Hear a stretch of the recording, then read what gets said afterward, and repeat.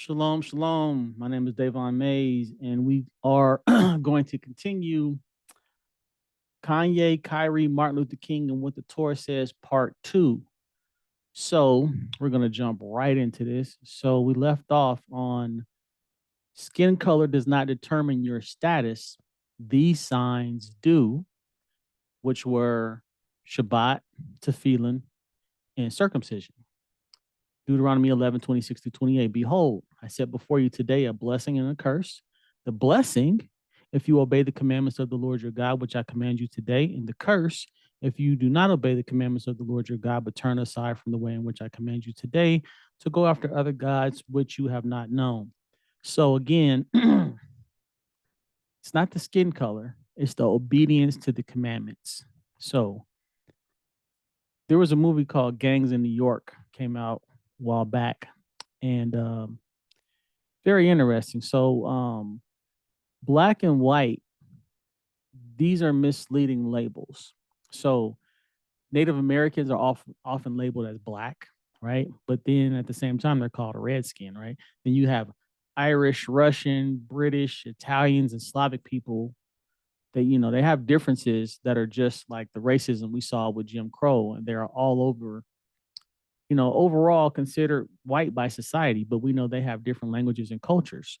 So the reason I'm bringing up Gangs in New York, it shows in the establishment of the white societies of America. It was a movie, but there was some truth to the story. So basically, all these different, the Irish and the British and the Italians and like the all these people are pretty much from Europe, but they don't like each other. They don't get along. They got different religions. They got different denominations within the religion, and they're not getting along with each other. But they're all classified as white. But they're not really. That's not really like a language. That's not really like a country called white. There's no country called black. So to say, oh, I'm a black Jew or I'm a white Jew or I'm a, it doesn't matter your skin color. Are you keeping the laws, statutes, and commandments like we just read in Deuteronomy? It doesn't say if you're black, you're a Jew, or if you're white, you're a Jew. It says if you keep my commandments, blessing. If you don't, curse. That's what we just read. So people really need to get into the text and get out the emotions that have been stirred up by so many different labels put on people. So when you talk about fake Jews, white Jew, black Hebrew Israelites, imposter Jews, Hebrews to Negroes, again, these these titles that have been put on people, sometimes they have, well, I'm gonna say sometimes they have history to them, but it doesn't always define somebody correctly. For instance, Deuteronomy 28:37, you shall become an astonishment, a proverb, and a byword among all nations where the Lord will drive you. So in America, blacks and Jews are called bywords. Blacks are called niggas, excuse me, and most, I would say Ashkenazi Jews are called kikes. When I was little,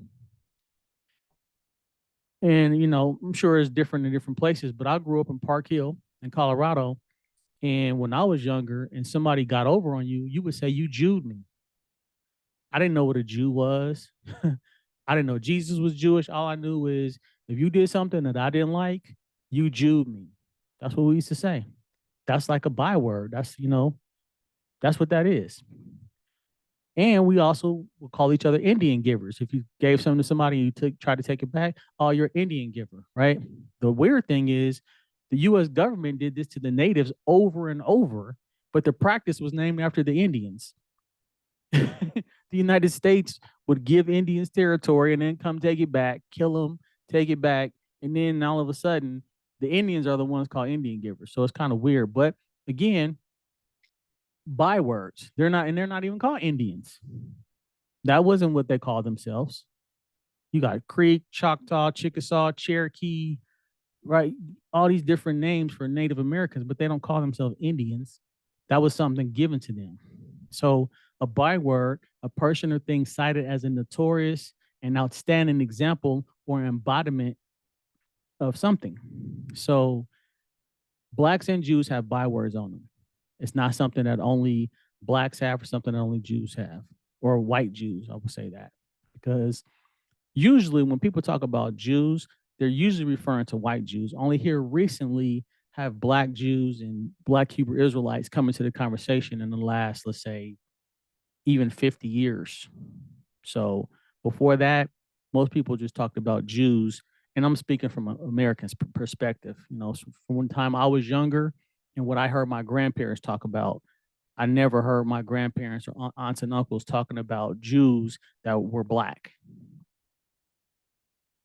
except for, of course, when they're reading the Bible, you know. But outside people that's actually in the Bible, and they're talking about the Jews on TV or Jerry Lewis or whoever else is an actor that has, you know, that's known to be a Jew or something like that. It was never nobody white. Sammy Davis Jr., but of course he converted, but still, it wasn't common. Thou makest us a byword among the nations, a shaking of the head among the peoples. Psalm 44:14. This is from the Living Bible, because of course, different translations are going to give you different examples. You have made the word Jew a byword of contempt and shame among the nations, disliked by all. Another translation says, you make us a joke among the nations, a laughingstock among the peoples. Another translation says, foreigners joke about us and shake their heads.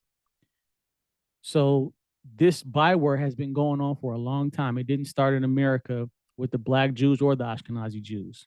It's way back in the book of Psalms. They have been called bywords for a long, long time. So nobody can, you know, attach this to themselves and see, that's only us. No, it's been around for a long time. And we're going to talk about how Israel was spread, very heavily spread amongst the nations. And not only Israel as the direct descendants, but just Jews became very popular around the world. And specifically, not the only example, but there's one specific event that had a huge impact on this. So black and white are not nations, like I said earlier, right? So there is no black or white nation or languages on the earth. Check the United Nations, right? You don't see the white country or the black country.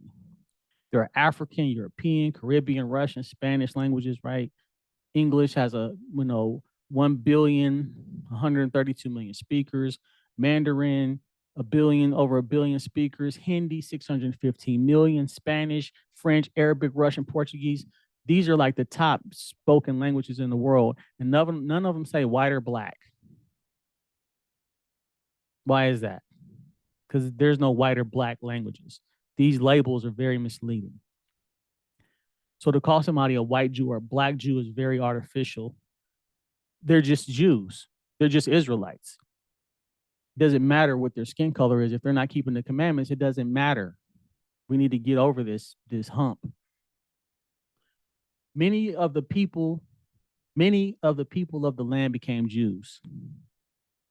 Many of the people of the land became Jews. Not all of the people, but many. Esther 8:11. New King James Version. By these letters, the king permitted the Jews who were in every city to gather together and protect their lives, to destroy, kill, and annihilate all the forces of any people or province that would assault them, both little children and women, and to plunder their possessions. So if you're not familiar with the book of Esther, there was a decree by Haman and the king of Persia to kill all the Jews.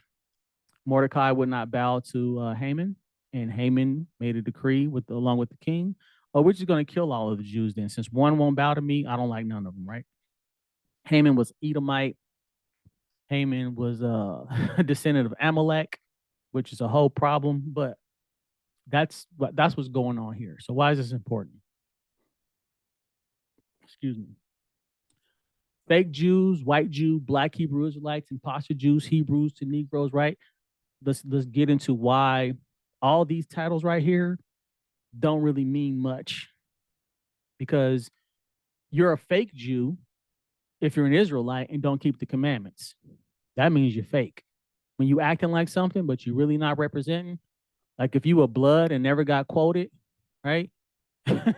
You a basement crip. You and your homies call yourself crips from we call them hood basements or basically you and your friends is in the basement and y'all come up with y'all's own hood, you know, on the block that you live on, but don't nobody else know about that hood y'all created in the basement.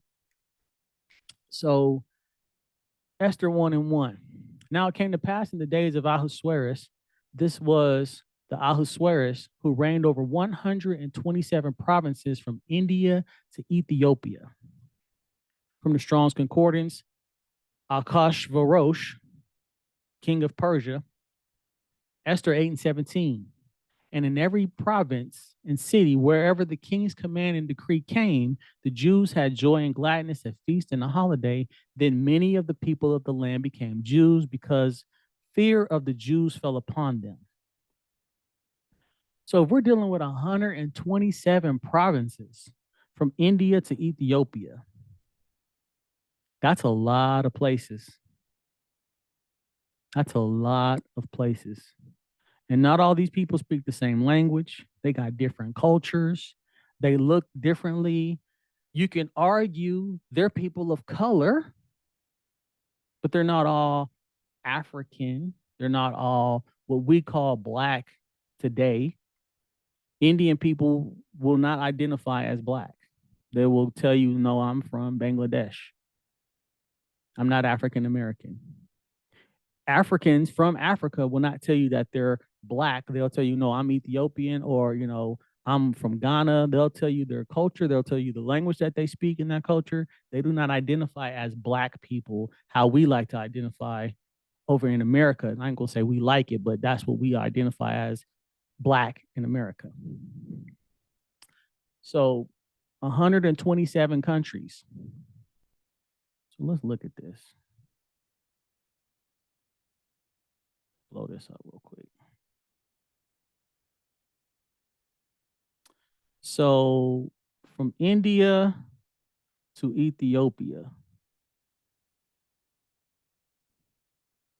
So here's India all the way to Ethiopia, 127 countries. So this region here, I mean, I don't know how far up north it went or how far south, but you figure there's 127 countries in this area because it says India to Ethiopia. That's, that's a big chunk of real estate right there. And all these people and many of the people of the lands became Jews. So when the Jews got scattered over the last 2,000 years, they didn't all stay in this one region.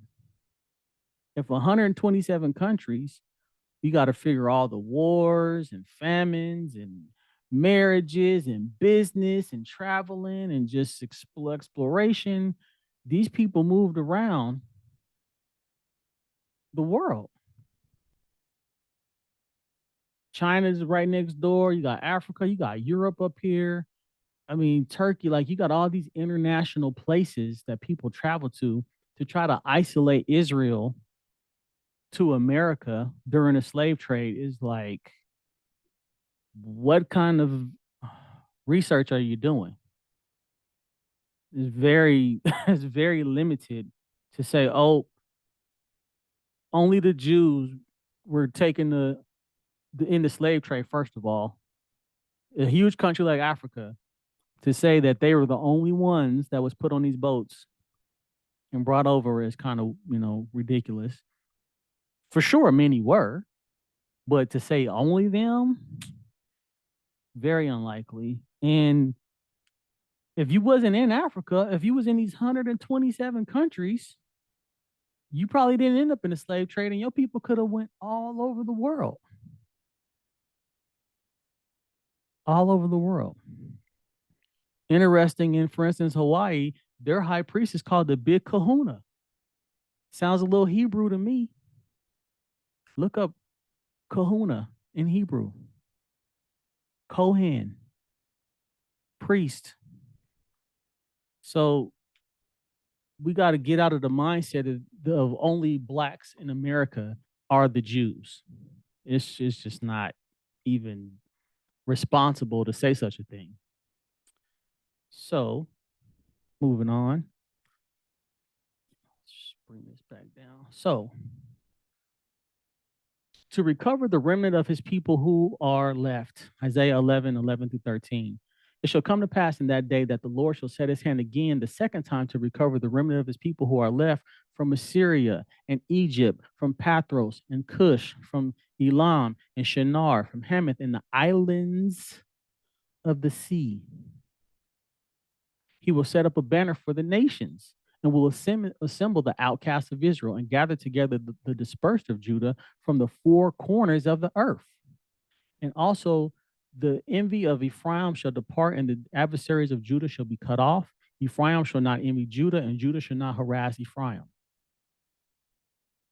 Lot going on here. All these different countries are mentioned, and they all fall into that same general area of the 127 countries. But it even talks about the islands of the sea, the four corners of the earth. That's everywhere. To try to only isolate Jews to America is crazy. And it also says that Judah and Ephraim are beefing. Ephraim shall not envy Judah, and Judah shall not harass Ephraim. So basically, you got Jews hating on each other on top of the nations hating on the Jews, and on top of the Jews hating on the nations and imitating them and practicing idolatry and doing everything else that the nations do is why they're in the problems that they are in the first place. So there's no way to isolate anybody to America only. I don't care if you got a 12 tribes chart, whatever. With this verse, these verses just right here, before we even go to the 127 countries, this verse right here is all you would even need, on top of the Jews from the lands of the 127 countries. Descendants from the east and gather you from the west. Isaiah 43, 5 through 6. Fear not, for I am with you. I will bring your descendants from the east and gather you from the west. I will say to the north, give them up. And to the south, do not keep them back. Bring my sons from afar and my daughters from the ends of the earth. So right here, there's not one son of God. We got sons, bring my sons from afar, and you have daughters from the ends of the earth. Isaiah 49, 12. Surely these shall come from afar. Look, those from the north and the west, and these from the lands of Sinim. Isaiah 59 and 19. So they shall fear the name of the Lord from the west, and his glory from the rising of the sun. When the enemy comes in like a flood, the Spirit of the Lord will lift up a standard against him. They're coming from all over the place. The ends of the earth is not only black people. It's not only people from America. They coming from everywhere. Everywhere. Elcott's commentary for English readers. From the west, literally from the sea, which commonly has this meaning in Psalm 107:3. However, it clearly stands for the south and is probably used in that sense here. In this case, from afar stands for the south, probably for the distant Ethiopia, where Jewish exiles had already found their way. And we know today in Israel, there's many Jews from Ethiopia. Zephaniah 3 and 10, from the land of Sinim. The region thus named is clearly the Ultima Thule of the prophet's horizon, and this excludes the Sinites of Canaan and the Sin Pelusium of Egypt. Modern scholars are almost unanimous in making it refer to the Chinese. Very interesting that the land of Sinim has something to do with the Chinese. Didn't we just read that? These from the land of Sinim. So do we got Chinese Jews? That don't sound like America. That don't sound like black Hebrew Israelites. Not to say that there aren't any Black Hebrew Israelites. For sure there are, but they're not the only ones. You can't exclude people when the text clearly tells you all the places that people are coming from. I will also bring them back from the land of Egypt and gather them from Assyria. Zechariah 10 and 10. I will also bring them back from the land of Egypt and gather them from Assyria. I will bring them into the land of Gilead and Lebanon until no more room is found for them. So is America Egypt or Babylon? Babylon was destroyed and Egypt will remain. Isaiah 19, read that. Read Isaiah 47, right? Because a lot of people want to say, well, America's Babylon or America's, Egypt is spiritual Egypt. You got traits of every country in America because America is full of the practices of the whole world. It's a very international place. But Babylon was destroyed. America is not Egypt. Has a lot of Egyptian culture in it, though, for sure. Obelisks and all types of things like that. Jeremiah 31 and 8. Behold, I will bring them from the north country and gather them from the ends of the earth. Among them, the blind and the lame, the woman with child, and the one who labors with child together, a great throne shall return there. So, how can he be gathering Israel from all over the place and not only focus on the West, which we call America? Why is that? Why is that? So when people are talking about we are the Jews or the blacks in America are the Jews, you got to put the word some in there. Yeah, some of them are. Some of them ain't though. And the ones who literally are true descendants, if they're not keeping the commandments, like I stated in the first video, then they're cut off from their people. And really, they have broken the contract, which means you're not from the people no more. So you basically, you're messing up your bloodline. You're messing up your inheritance by not keeping the mitzvot. Gathered out of the lands from the east and from the west, from the north and from the south. Psalm 107, 1 through 3. Oh, give thanks to the Lord, for he is good, for his mercy endures forever. Let the redeemed of the Lord say so, whom he has redeemed from the hand of the enemy and gathered out of the lands from the east and from the west, from the north and from the south. That sounds like from everywhere. And what people don't like to admit that are racist is the North is Europe. The South is Africa. So you got two different racial groups. You got the blacks who don't like the Ashkenazi Jews, and you got some Ashkenazi Jews who won't acknowledge the blacks. So we got this same type of Ephraim versus Judah thing going on like we read earlier. Now, I'm not saying who's which, because don't nobody know. That's why people just use the term Jew, because nobody knows what tribes they're from. It's very difficult unless you specifically kept your genealogy. Most people fall into the category of a Jew, and you got some people who claim to be Cohens or priests. Other than that, everybody's pretty much just called a Jew or an Israelite. Now, there are some people, like I said, who can say, oh, well, I'm from a descendant of Naphtali or, Gad. Excuse me. You can find a few people who identify with specific tribes, but for the majority of the people, they don't know. Most blacks in America go back 3 or 4 grandpas. After that, you don't know nothing.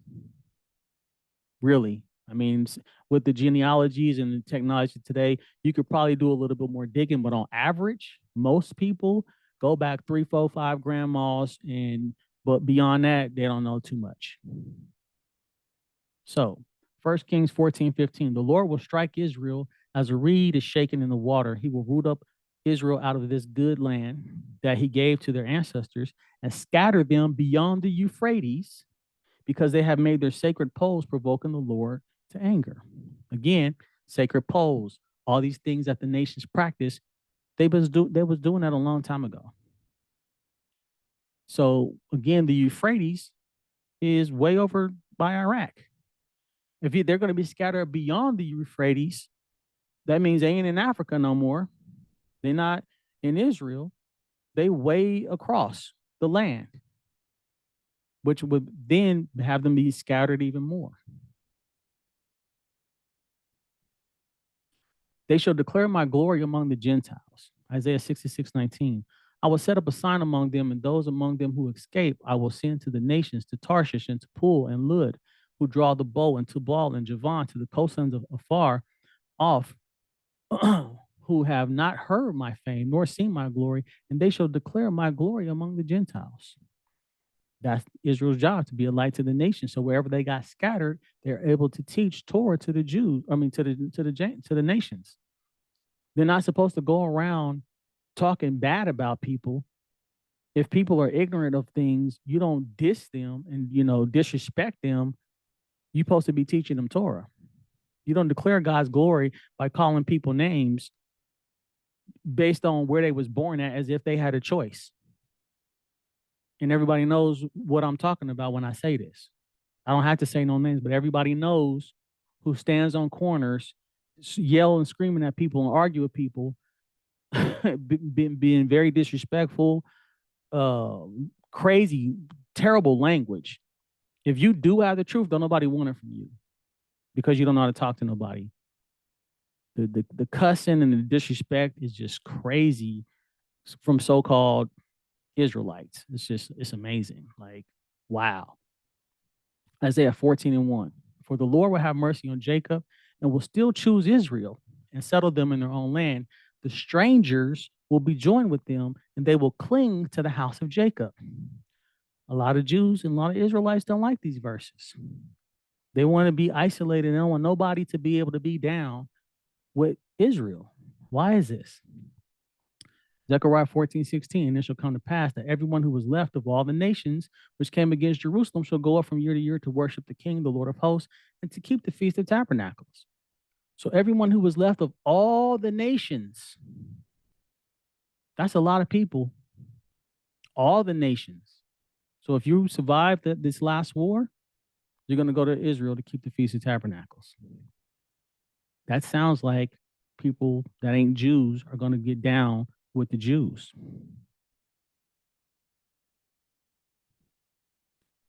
Now, if a sojourner or stranger close to you, so there's specific people who teach that when you see the word stranger and foreigner, it's still referring only to Israelites, which is ridiculous, but there are times that it can refer to Israelites. For instance, it says that Abraham was a foreigner in the land. He was from Ur of Chaldea. He was called a foreigner, and he was an Israelite, but he was the father of the Israelites, or grandfather. But when you read out of context, you can make anything say anything. Leviticus 25:47-48. Now, if a sojourner or stranger close to you becomes rich, and one of your brethren who dwells by him becomes poor and sells himself to the stranger or sojourner close to you, or to a member of the stranger's family, after he is sold, he may be redeemed again. One of his brothers may redeem him. If this stranger or sojourner is really your brother, then this verse doesn't make any sense, because you basically buying and selling each other. So why call him a sojourner or somebody close to you? And why does it say a member of the stranger's family? It'd be like a member of your family. And if he's close to you, that means he lives among you. And you should know who your family is if they live close to you. Exodus 23:9. Also, you should not oppress a stranger, for you know the heart of a stranger, because you were strangers in the land of Egypt. If this was really just another Israelite, it should say you should not oppress your brother who is a stranger. But it don't say that. Psalm 54:3. For strangers have risen up against me, and oppressors have sought after my life. They have not set God before them. Who's rising up against this psalmist? Was it other Israelites? Why is he calling them strangers? Why does he say my brethren? have risen up against me, and oppressors have sought after my life. Could have used the word brother there. You may sell it to a foreigner. Deuteronomy 14:21. You should not eat anything that dies of itself. You may give it to the alien who is within your gates. What's an alien within your gates? A foreigner, not your brother, that he may eat it, or you may sell it to a foreigner, for you are a holy people to the Lord your God. You shall not boil a young goat in its mother's milk. You are a holy people, but you may sell it to a foreigner. Wouldn't that be a contradiction? You can sell it to your brother, but you can't eat it. But y'all all Israel. If Israel are also the foreigners and the strangers, can they sell this type of meat to themselves? Yes or no? This teaching, when you take it out of context, it makes no sense to say that the strangers and the foreigners are also only Israelites.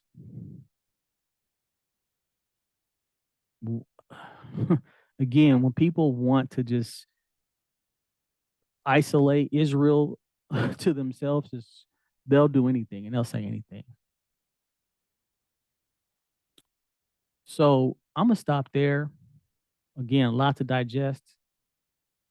Israel is not one race, one color of people, one language, one dialect of people. It's a vast majority of people, even from the time of the kings of Persia in the book of Esther alone, on top of Isaiah 11. Read it, study it. Trying to isolate Israel to one, demographic is just crazy. And we know, for instance, with the movie Hebrews to Negroes, it documents the influence in the culture of Israel all through Africa and many places, for sure. But it ain't only in Africa, as I've shown. You have to acknowledge that. If you don't want to acknowledge that, fine. But that's what the text tells us. So if you want to ignore the text again, that's kind of on you, right? So that's what I'm doing. I'm showing you everywhere that the text goes and explaining where Israel are scattered, what happened, and why they're all over the place. Just that decree that Haman made backfired. He wanted to kill the Jews, and he ended up exploding the population of Israel all over the world. You go against the Most High, you end up helping them. So with that, this is part 2, and we will see you next time. Shalom.